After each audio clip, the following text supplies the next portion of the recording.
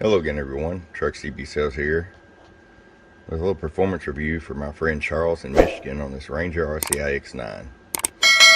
Many of you are aware of this radio, some are not, so just kind of wanted to go over this step by step. Great little radios. They have their own amplifier built in, yet they're compact, flush on the bottom, giving you some decent power to slide up in those slip slots on your big trucks. Just make sure you have a little bit of airflow around so that the fans can do their work, okay?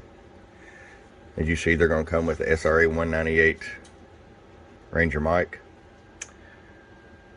We'll get this thing popped open and be right back. Alright, so we got it unboxed here. Got my painter's tape across here that keeps the chrome bezel nice and shiny.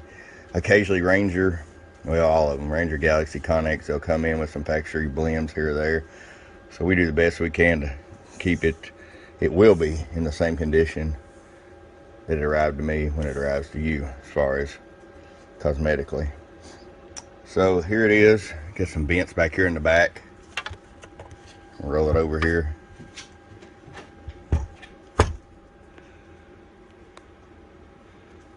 Fan, thermostatically controlled as well. There's your speaker.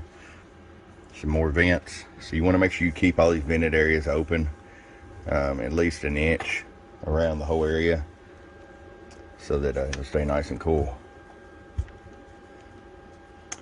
So it takes a different kind of power cord. Obviously that comes with it. You can run this on your front taps in the big truck. I would recommend you keeping the power cord as short as possible. That'll minimize the voltage drop. Be right back. Okay, we got it all fired up here. This is how it would come box stock. Every now and then someone will order one box stock. Most of the time they don't mean to, but sometimes they have their own technicians. So box stock, it's just got your 10-meter bands in it. The high-low doesn't do anything. Go ahead and show you for power how it's set up. 100-watt slug. Turn the top back off. There we go. Hello. So 100-watt slug. 1 2 1 2 1 2 1 2. We're keying like 12 watts going to 15 bird. Not very good. However, if you go look at the peak, hello, 1 2 1 2 1 2 1 2 1 2. It's talking about 125. So you could convert this and not do anything else, and you're gonna be like, wow, man, I'm getting 125 watts. But low. Bird is the word, and you basically have no bird forward output. As far as the features of the radio, they're very similar to the 99N2 and 99N4s. There's your color changing screen. Love the white LEDs, easy on the eyes. You got your dimmer here, top back, you can dim it down.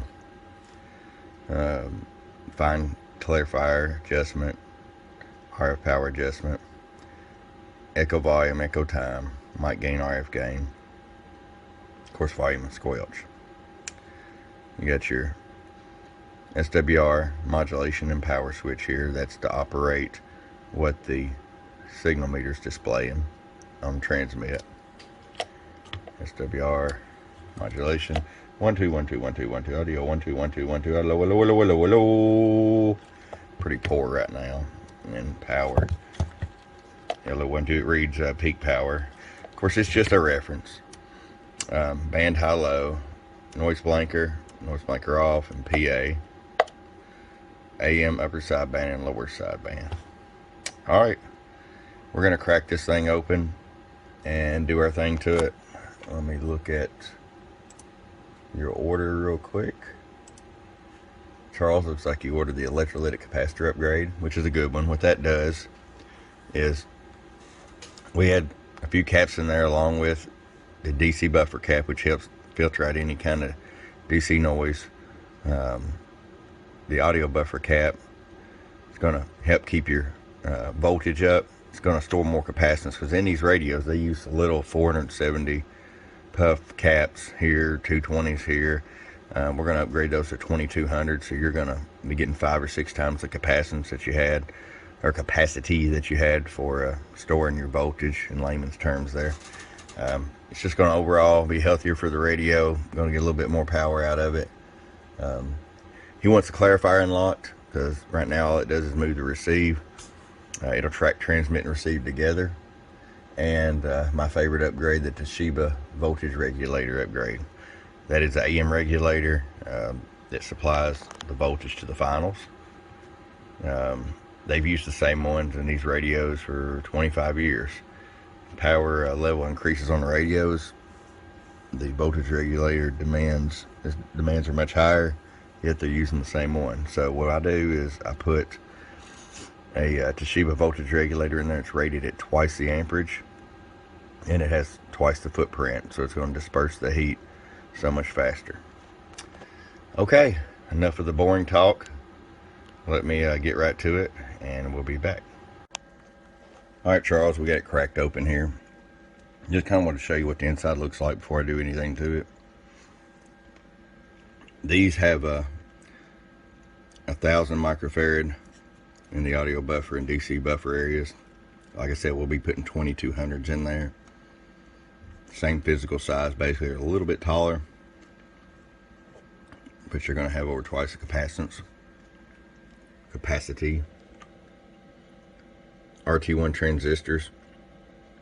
Now, the RT1s, I don't like them in the 2970 N3s. It's just too many in a row, and they just don't play nice.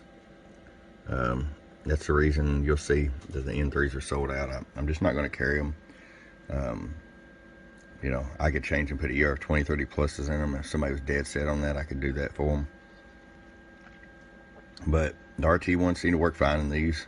I've sold 100, 150, I don't even know, and never had any come back with any issues. Here's your nice little amp section. Like I said, it's recessed inside the radio, so there's no room to add like noise toys and stuff really. I've had people ask me about that, and I said, well, can't you just lay it in there? And no, I'm not going to lay it in there.